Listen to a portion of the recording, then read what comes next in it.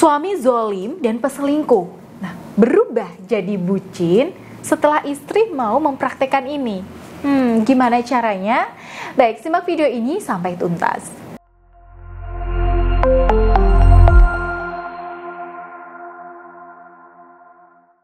Assalamualaikum warahmatullahi wabarakatuh. Ya, sahabat Bun yang dirahmati oleh Allah. Dulunya rumah tangga klien saya ini baik-baik aja, Bun. Tapi beberapa waktu lalu, rumah tangga beliau ini justru terombang-ambing oleh badai perselingkuhan suaminya. Ya, suami beliau ini kepergok selingkuh dengan wanita teman kerjanya. Dan selama berselingkuh, suaminya ini ya yang dulunya hangat, mesra, dan perhatian, sekarang jadi dingin, cuek, dan emosional. Bahkan ketika beliau di sini coba mendekati suami beliau untuk ngajak ngomong baik-baik, ini suaminya langsung menghindar. Ya pokoknya kalau dirasa-rasakan nih Bun, hawa aura rumah tangga beliau itu panas dan bikin gak betah. Nah karena itu klien saya ini datang menemui saya untuk berkonsultasi. Nah saat itu saya masih ingat Bun, beliau datang itu dengan wajah sendu, layu, ya, dan rona wajah yang redup serta negatif. Ketika saya mencoba mendalami kasus beliau dan menanyakan sejarah hidup beliau secara lebih terperinci, nah saya itu menemukan dua fakta dalam rumah tangga beliau. Jadi yang pertama, secara lahir, ya, beliau di sini menunjukkan rasa sayang yang berlebihan ke suami beliau, terlalu perhatian, dan saking cintanya beliau bahkan sampai takut kehilangan suaminya. Nah, tiap suami gak menunjukkan perhatiannya, waduh ini beliau langsung dicekam perasaan hampa, takut, dan insecure. Waduh, ini suamiku kok cuek begitu ya?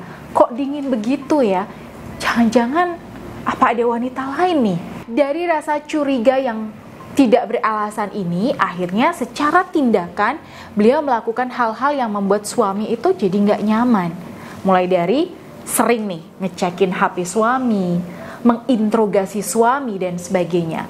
Nah, respon suaminya ini bukannya menenangkan ya Bun, tapi malah sering balik marah-marah ke beliau karena sering dicurigai, yang akhirnya ya dilampiaskan dengan selingkuh beneran dengan wanita teman kerjanya. Dan fakta yang kedua, dari sejarah hidup beliau yang diceritakan pada saya kan coba nih Bun, gali sisi spiritualis beliau ya. Ternyata beliau ini sedang mengalami degradasi keimanan, sedang mengalami penurunan kualitas ibadah. Dari sini saya bisa ambil kesimpulan bahwa cobaan rumah tangga beliau ini hanya sebuah peringatan dari Allah. Jadi musibah itu ya kan bisa kita bagi menjadi 3 ya Bun. Jadi yang pertama ya yaitu sebuah ujian atau cobaan itu biasanya untuk orang-orang soleh dan sedang dekat-dekatnya kepada Allah agar si hamba ini segera naik derajat sama Allah. Dan biasanya nggak lama-lama banget ujiannya ini Bun. Lalu yang kedua,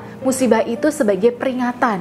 Nah biasanya buat kita yang beriman tapi lalai mengingat Allah, yang tadinya dekat sama Allah karena hal-hal tertentu, ya kita jadi jauh sama Allah dan kualitas ibadah kita juga menurun. Nah di sini Allah turunkan peringatan buat kita sehingga kita kembali ingat, eling ya, dan mau mendekat kembali kepadanya.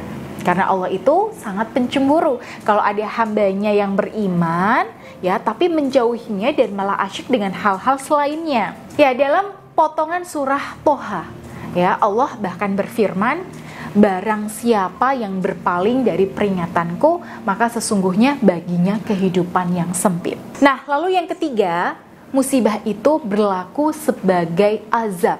Nah, ini terutama buat orang-orang yang jauh dari Allah, orang-orang zalim dan orang-orang kafir. Nah, yang saya tangkap dari kasus klien saya ini, musibah yang beliau alami ini sebagai peringatan.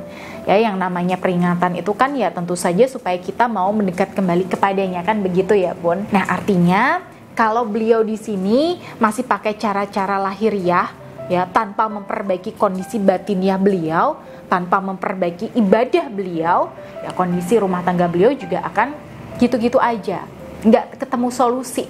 Karena itu, ketika beliau mengikuti program bimbingan dan riyadhah mengembalikan cinta suami bersama saya, di sini saya bekali beliau pegangan berupa tasbih Karma Ar-Rahman untuk beliau gunakan untuk berzikir.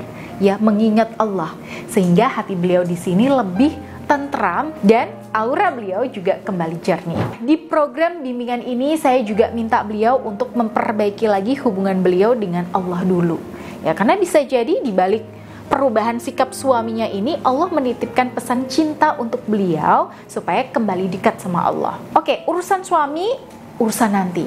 Karena yang paling penting dari semua ini adalah kembali kepada Allah. Makanya selain amalan zikir tadi, saya berikan juga beberapa amalan riyadhah seperti memperbaiki sholat beliau, ya, memperbanyak sedekah, sering-sering mendengarkan majelis ilmu agama, sambil ya melakukan aktivitas-aktivitas yang sekiranya itu bisa membuat beliau bahagia. Nah, saya minta beliau untuk fokus ya dalam membahagikan diri beliau dulu, sehingga secara emosional dan spiritual aura beliau ini terpancar lebih cerah. Dan di samping itu, beliau di sini tetap menjalankan tugas sebagai seorang istri seperti biasanya. Nah, tapi kali ini beliau sudah tidak menunjukkan rasa insecure, ya, rasa kehilangan atau rasa-rasa yang membuat hubungan itu tidak nyaman. Dan alhamdulillah Bun, suami beliau di sini pelan-pelan mulai bisa didekati.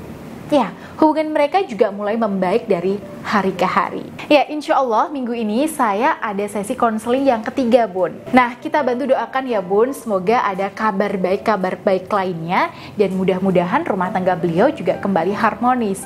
Ya, dijauhkan dari balak dan gangguan. Amin. Baik, buat sahabat Bunda yang merasa punya masalah rumah tangga dan membutuhkan bimbingan dan pendampingan secara intensif seperti yang dilakukan oleh klien saya tadi, silahkan Bunda bisa langsung saja mendaftar melalui nomor yang ada di sini.